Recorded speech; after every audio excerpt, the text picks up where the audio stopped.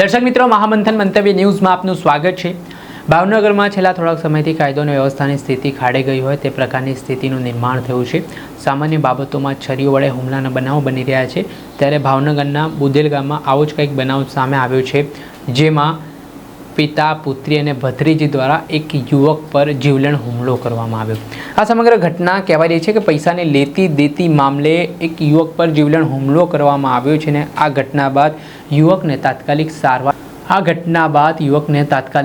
સારવાર માટે સરકારી હોસ્પિટલ ખસેડવામાં આવ્યો।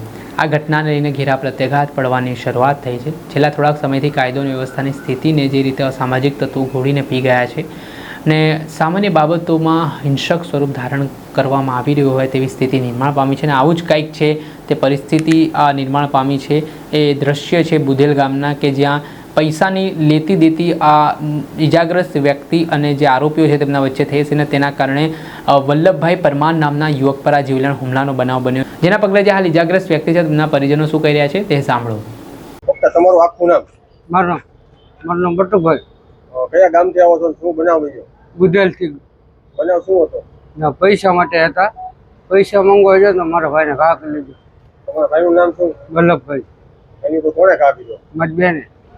શું કારણ શું હતું મારવાનું? પૈસા માટે। કેટલા પૈસા માંગતો? 3000 રૂપિયા।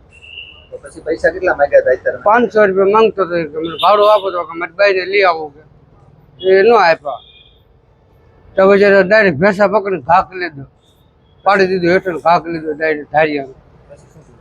હા તો પછી શું નામ છે મારવાનું નામ શું? રતનબેન। બીજા કોણ હતા? એના ઘરવાળા પદુભાઈ। કેટલા જણા દ્વારા મારવામાં આવ્યા? 2 થી। આવી છે પોલીસ ફરિયાદ કરવાના છો? હા।